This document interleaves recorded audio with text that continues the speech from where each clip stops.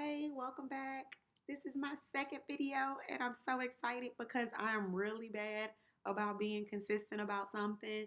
And so I have set a goal for myself to record a video every week where I share my reflections just from my time with God or my time in the Word or just things that occurred to me that week or things that I thought were important that I wanted to document.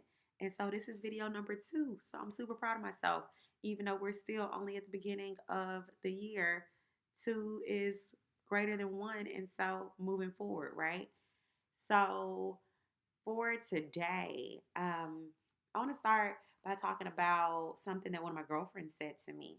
And so after she watched my first video, she sent me a text message and she responded that one day my testimony would be someone's survival guide. And I had heard people say that before. That wasn't a new phrase to me, but I think I thought a little more intently about it this time because I'm thinking about things a little more. And so I really thought about it when she said that. And the thing that occurred to me in my thought process was that maybe my survival guide is actually my testimony. And so to start, I think that I'm going to be changing the name of these videos, the series of videos, to the Survival Guide. And so check them out when you feel like it on my YouTube page. This will be the Survival Guide. But my thought time had been just the idea that survival in and of itself is a testimony. Sometimes we are waiting for this big, huge, profound thing to happen so that we can call it a testimony. And sometimes it does, right? And there are a lot of big, profound things that happen. But sometimes the testimony that people need to hear from you, that they need to get from you, is that you're still standing. And so survival in and of itself is a testimony. And so there is this game, right? One of my girlfriends pulled it out for her birthday and we played it, and it's called Culture Tags. And so it is a game created by the makers of, or the creators of, Because of Them We Can. So, Black owned company based out of DC, and it is super fun. There are cards that look like this inside of the box, and each card has an acronym on it, and the acronyms are popular Black phrases, and then they come in categories. So like this one, if I get really close, this one is a Black Twitter phrase. And so the game is kind of like Taboo. And so you can either play on teams or you can play every man for himself. And what you would do is you would describe what the phrase is on the card without using the words in the phrase. It's okay for you to use like common words like you, a, is, things like that. But the words that really lead you to the phrase, you're not able to say them.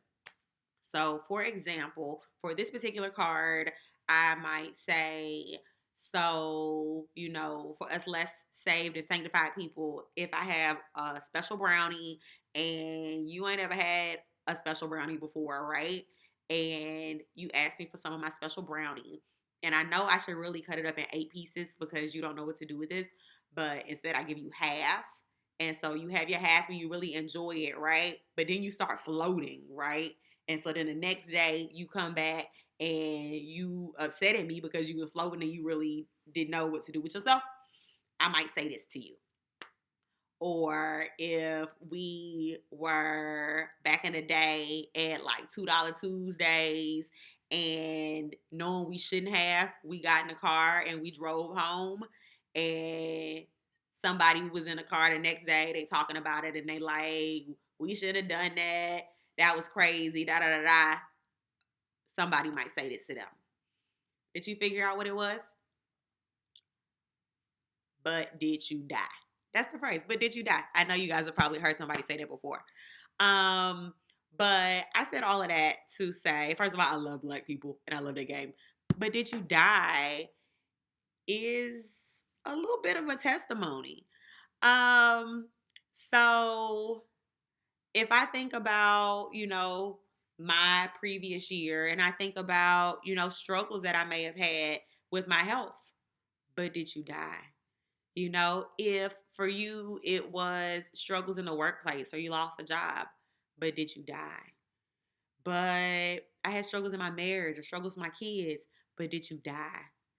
And I know that sounds real pessimistic. Like, Kia, come on now. Like, are you really telling me that because I didn't die, like, it's all good? No, I'm not necessarily saying it's all good, but I'm saying the fact that you didn't die, like, there's a part of your testimony in that. And so Bishop Jakes preached this past Friday, and he started talking about the fact that, like, I know this is a New Year's revival, and, you guys are looking for this prophetic word where I'm going to tell you about just like all of these amazing things that are going to happen to you in 2022, right? I'm going to tell you that, like, the tears you cried in 2021 watered the seeds that you're going to sow in 2022, and like 2022 is your year. And he shared, some of you guys are going to be disappointed because the fact of the matter is, I can't promise you that.